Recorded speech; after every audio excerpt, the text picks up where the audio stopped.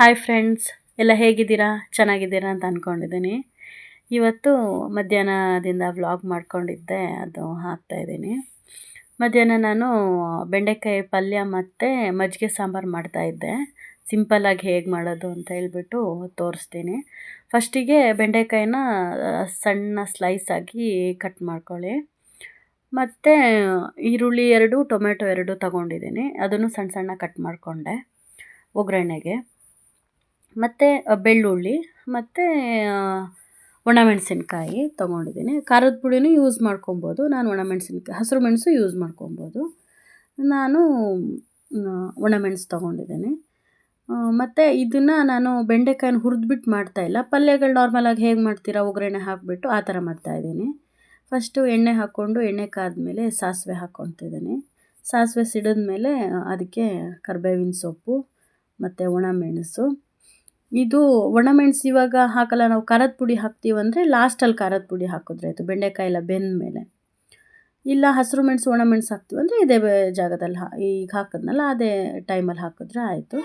ಈರುಳ್ಳಿ ಹಾಕಿ, ಈರುಳ್ಳಿ ಚೆನ್ನಾಗಿ ಫ್ರೈ ಮಾಡ್ಕೊಂಡಾದ್ಮೇಲೆ ಟೊಮೆಟೊ ಹಾಕಿ, ಟೊಮೆಟೊಕ್ಕೆ ಸ್ವಲ್ಪ ಉಪ್ಪು ಅರಿಶಿನ ಪುಡಿ ಹಾಕ್ಕೊಂಡು ಚೆನ್ನಾಗಿ ಫ್ರೈ ಮಾಡ್ಕೊಳ್ಳಿ. ಟೊಮೆಟೊ ಸ್ಮೂತ್ ಆಗಬೇಕು ಆ ಥರ. ಅದು ಸ್ವಲ್ಪ ಕಾಯಿತ್ತು ಅಂತ ಹೇಳ್ಬಿಟ್ಟು ನಾನೊಂದು ಸ್ವಲ್ಪ ಹಾಗೆ ಮುಚ್ಚಿ ಬೇಯಿಸ್ಕೊಂಡೆ. ಅದು ಬೆಂದಾದಮೇಲೆ ನಾವು ಕಟ್ ಮಾಡಿ ಇಟ್ಕೊಂಡಿರ್ತೀವಲ್ಲ ಬೆಂಡೆಕಾಯಿ, ಅದನ್ನು ಹಾಕ್ಬಿಟ್ಟು ಚೆನ್ನಾಗಿ ತಿರುಗಿಸ್ಕೊಂಡ್ಬಿಟ್ಟು ಸಿಮ್ಮಲ್ಲಿಟ್ಬಿಟ್ಟು ಬೆಂಡೆಕಾಯಿನ ಬೇಯಿಸ್ಕೊಳೋದು. ಆವಾಗ ಅದು ಸ್ಟಿಕ್ಕಿ ಥರ ಏನೂ ಆಗೋದಿಲ್ಲ, ಅಂದರೆ ಲೋಳಿ ಅಂತ ಹೇಳ್ತಾರಲ್ಲ ಆ ಥರ ಬರೋದಿಲ್ಲ.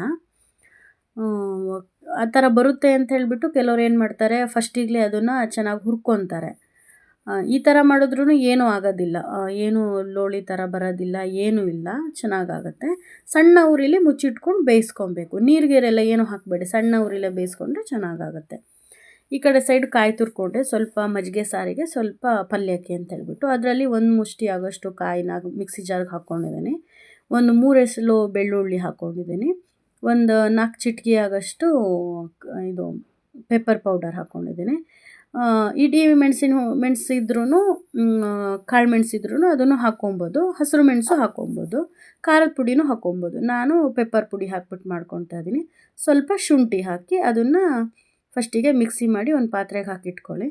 ಈ ಕಡೆ ಸೈಡು ನಾನು ಬೆಂಡೆಕಾಯಿನ ಸ್ವಲ್ಪ ಆವಾಗವಾಗ ತಿರುಗಿಸ್ಕೊಳ್ಬೇಕು, ಇಲ್ಲಾಂದರೆ ಸುಟ್ಟಿಡಿಯುತ್ತೆ. ಸಣ್ಣ ಉರಿಲಿಟ್ರೂ ಸುಟ್ಟಿಡಿಯುತ್ತೆ.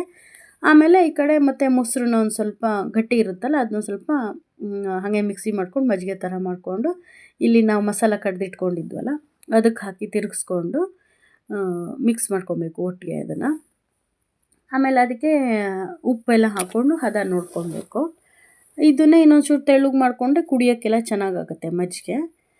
ಮತ್ತು ಇದಕ್ಕೆ ಒಂದು ಒಗ್ಗರಣೆ ಹಾಕ್ಕೊಂಡ್ರೆ ಸಾಂಬಾರು ಥರ ಚೆನ್ನಾಗಾಗುತ್ತೆ ಊಟಕ್ಕೆ, ಬಿಸಿ ಬಿಸಿ ಅನ್ನಕ್ಕೆ.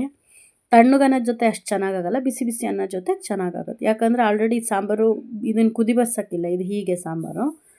ಹಾಗಾಗಿ ಈ ಕಡೆ ಪಲ್ಯ ಆಗಿದೆ. ಇವಾಗ ಇದಕ್ಕೆ ಕಾಯಿ ತುರಿ ನಾನು ತುರಿದಿಟ್ಕೊಂಡಿದ್ನಲ್ಲ ಅದನ್ನು ಹಾಕ್ಕೊಂಡು ತಿರುಗಿಸ್ಕೊಂಡು ಸ್ವಲ್ಪ ಹೊತ್ತು ಮುಚ್ಚಿಡ್ತಿದ್ದೀನಿ. ಅದು ಸ್ವಲ್ಪ ಕಾಯಿನೂ ಬಿಸಿ ಆಗಬೇಕು, ಇಲ್ಲ ಅಂತ ಹೇಳಿದ್ರೆ ಹಾಳಾಗಿಬಿಡುತ್ತೆ ಬೇಗ. ಆಮೇಲೆ ಅದು ಬಿಸಿ ಆದಮೇಲೆ ಇದಕ್ಕೊಂದು ಒಗ್ಗರಣೆ ಮಾಡ್ಕೊಬೇಕು ಸಾಂಬಾರಿಗೆ. ಇದನ್ನು ಆಗಿದೆ ಚೆನ್ನಾಗಿ ನೋಡಿ, ಏನು ಸ್ಟಿಕ್ಕಿ ಆಗಿಲ್ಲ, ಏನೂ ಆಗಿಲ್ಲ, ಚೆನ್ನಾಗಾಗುತ್ತೆ. ಹುರಿಯೋದು ಎರಡೆರಡು ಕೆಲಸ ಥರ ಮಾಡ್ಕೊಳೋಕ್ಕಿಂತ ಈ ಥರ ಈಸಿಯಾಗಿ ಮಾಡ್ಕೊಳ್ಳಿ, ಕೆಲಸನೂ ಜಾಸ್ತಿ ಅನಿಸೋದಿಲ್ಲ. ಈ ಕಡೆ ಒಗ್ಗರಣೆ ಮಾಡ್ಕೊತಿದ್ದೀನಿ ಮಜ್ಜಿಗೆ ಸಾಂಬಾರಿಗೆ. ಸ್ವಲ್ಪ ಎಣ್ಣೆ ಹಾಕ್ಕೊಂಡು ಅದಕ್ಕೆ ಸ್ವಲ್ಪ ಜೀರಿಗೆ ಹಾಕ್ಕೊಬೇಕು, ಇಲ್ಲಾಂದರೆ ಅಷ್ಟು ಪರಿಮಳ ಬರೋದಿಲ್ಲ. ಆಮೇಲೆ ಸಾಸಿವೆ ಬೇಕಾದರೆ ಮಸಾಲ ಕಡ್ಕೊಂಡ್ರಲ್ಲ ಅದಕ್ಕೂ ಜೀರಿಗೆ ಹಾಕ್ಕೊಂಡ್ರೆ ಒಗ್ಗರಣೆಗೇನು ಹಾಕೋದು ಬೇಡ.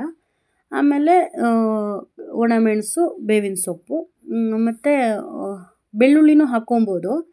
ಆದರೆ ಬೆಳ್ಳುಳ್ಳಿ ನಾನು ಕಡಿಯೋಕ್ಕೆ ಹಾಕ್ಕೊಂಡಿದ್ದೆ, ಹಾಗಾಗಿ ಬೇಡ ಅಂತ ಹೇಳ್ಬಿಟ್ಟು ಬರೀ ಒಗ್ಗರಣೆ ಮಾಡಿಕೊಂಡೆ. ಈ ಥರ ಒಗ್ಗರಣೆ ಹಾಕ್ಕೊಂಡು ತಕ್ಷಣ ಮುಚ್ಚಬೇಕು, ಆವಾಗ ಒಗ್ಗರಣೆದು ಫ್ಲೇವರ್ ಎಲ್ಲ ಸಾಂಬಾರಿಗೆ ಚೆನ್ನಾಗಿ ಮಿಕ್ಸ್ ಆಗುತ್ತೆ. ಇಲ್ಲ ಅಂತ ಹೇಳಿದ್ರೆ ಅಷ್ಟೊಂದು ಫ್ಲೇವರಾಗಿ ಬರೋದಿಲ್ಲ. ಮತ್ತು ನಾನು ಊಟ ಹಾಕ್ಕೊಳ್ತಾ ಇದ್ದೀನಿ. ನಾವು ಗದ್ದೆ ಅಕ್ಕಿ, ಕೆಂಪು ಅಕ್ಕಿ ಊಟ ಮಾಡೋದು, ಅದು ಬಿಸಿ ಬಿಸಿ ಅನ್ನ ಮಾಡ್ಕೊಂಡಿದ್ದೆ, ಮತ್ತು ಬೆಂಡೆಕಾಯಿ ಪಲ್ಯ, ಮತ್ತು ಮಜ್ಜಿಗೆ ಸಾರು, ಮತ್ತು ಇದು ಉಪ್ಪಿನಕಾಯಿ, ಇದು ಕಂಚಿಕಾಯಿ ಉಪ್ಪಿನಕಾಯಿ ಅಂತ ಹೇಳ್ತೀವಿ ನಾವು. ಇದನ್ನು ನಮ್ಮ ಕಡೆ ಬಾಣಂತಿಯರಿಗೆಲ್ಲ ಕೊಡ್ತಾರೆ. ಡೆಲಿವರಿ ಆದಮೇಲೆ ಬರೀ ಈ ಉಪ್ಪಿನಕಾಯಲ್ಲೇ ಒಂದು 4 ದಿನ ಅದರಲ್ಲೇ ಊಟ ಮಾಡಬೇಕು. ಅದು ಉಪ್ಪಿನಕಾಯಿ. ಮತ್ತು ಸಾಯಂಕಾಲ ನಾವು ಕಳಶೇಶ್ವರ ದೇವಸ್ಥಾನಕ್ಕೆ ಹೋಗಿದ್ವಿ. ಅಲ್ಲಿ ಒಂದು ಸ್ವಲ್ಪ ವೀಡಿಯೋ ಮಾಡ್ಕೊಂಡಿದ್ದೆ, ಅದನ್ನು ಹಾಕೋಣ ಅಂತೇಳಿ ಹಾಕಿದ್ದೀನಿ. ನನ್ನ ವೀಡಿಯೋಗಳು ಇಷ್ಟ ಆದರೆ ಲೈಕ್ ಮಾಡಿ ಫ್ರೆಂಡ್ಸ್, ಲೈಕ್ ಮಾಡಿಕೊಂಡು ಸಬ್ಸ್ಕ್ರೈಬ್ ಮಾಡ್ಕೊಂಡು ನೋಡಿ ಫ್ರೆಂಡ್ಸ್ ವೀಡಿಯೋನ.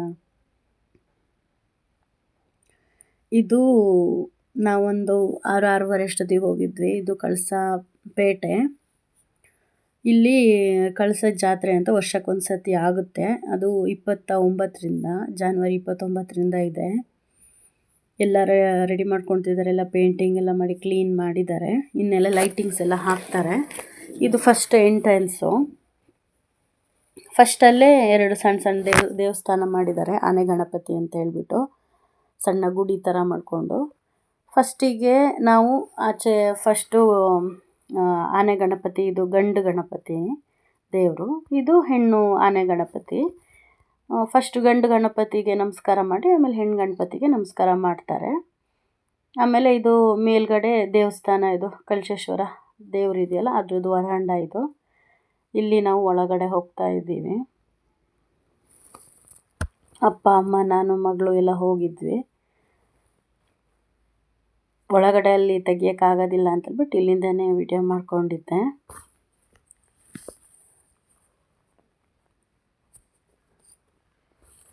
ಇದು ಕೆಳಗಡೆ ನೆಲದಲ್ಲೆಲ್ಲ ಏನೋ ಕೆತ್ತನೆ ಮಾಡಿದ್ದಾರೆ, ಏನೋ ನರ್ತಕಿ ಥರ ಎಲ್ಲ. ಇದು ಗರ್ಭಗುಡಿ ಒಳಗಡೆ. ಎಲ್ಲ ಪೂಜೆ ಮುಗಿಸ್ಕೊಂಡು ಹೊರಗಡೆ ಬಂದ್ವಿ. ರುದ್ರಾಭಿಷೇಕ ಮಾಡಿಸಿದ್ವಿ ನಾವು, ಹಾಗಾಗಿ ಹೋಗಿದ್ವಿ. ಹೊರಗಡೆ ಬರುವಾಗ ನೋಡಿ ಇಷ್ಟು ಕತ್ಲೆ ಆಗಿಬಿಟ್ಟಿತ್ತು. ಇದು ಅದ್ರ ಪಕ್ಕದಲ್ಲೇ ಒಂದು ಸಣ್ಣ ಗುಡಿ ಥರ ಮತ್ತೆ ಒಂದು ದೇವರಿದೆ, ಸರ್ವಾಂಗ ಸುಂದರಿ ಅಮ್ಮ ಅಂತ ಹೇಳಿಬಿಟ್ಟು. ಅಲ್ಲಿ ಮಂಗಳಾರತಿ ಟೈಮ್ ಆಗಿತ್ತು ಅಂತ ಅಲ್ಲಿಗೆ ಹೋದ್ವಿ.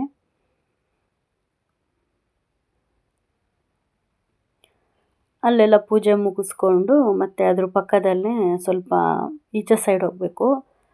ಇಲ್ಲೇ ಲೋಕಲ್ಸ್ಗೆಲ್ಲ ಗೊತ್ತಿರುತ್ತೆ ನಮ್ಮ ಕಳಸದಲ್ಲಿ ಇದು ಬಿಂದು ಮಾಧವ ಸ್ವಾಮಿ ಅಂತ ಹೇಳಿಬಿಟ್ಟು. ಅಲ್ಲಿಗೆ ಬಂದವರು ಅಲ್ಲಿಗೆ ಹೋಗ್ತಾರೆ. ಮತ್ತು ಬೇರೆ ಕಡೆಯಿಂದ ಬಂದವ್ರಿಗೆ ಗೊತ್ತಿರೋದಿಲ್ಲ.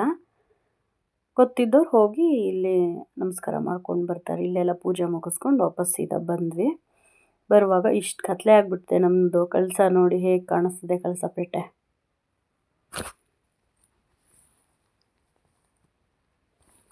ಮುಗಿಸ್ಕೊಂಡು ಆಮೇಲೆ ಮನೆಗೆ ಬಂದ್ವಿ. ಮನೆಗೆ ಬಂದು ಪ್ರಸಾದ ಎಲ್ಲ ತೊಗೊಂಡು, ಇದು ಪ್ರಸಾದ ಅಲ್ಲಿ ಕೊಡ್ತಾರೆ ರುದ್ರಾಭಿಷೇಕ ಮಾಡಿಸಿದಾಗ. ಒಂದು ಲಾಡು ಮತ್ತು ಹಣ್ಣುಕಾಯಿ ಎಲ್ಲ ಕೊಡ್ತಾರೆ, ಅದನ್ನೆಲ್ಲ ತೊಗೊಂಡ್ವಿ. Thank you friends. ನನ್ನ ಚಾನಲ್ ಸಬ್ಸ್ಕ್ರೈಬ್ ಮಾಡ್ಕೊಳ್ಳಿ ಫ್ರೆಂಡ್ಸ್. ಬಾಯ್.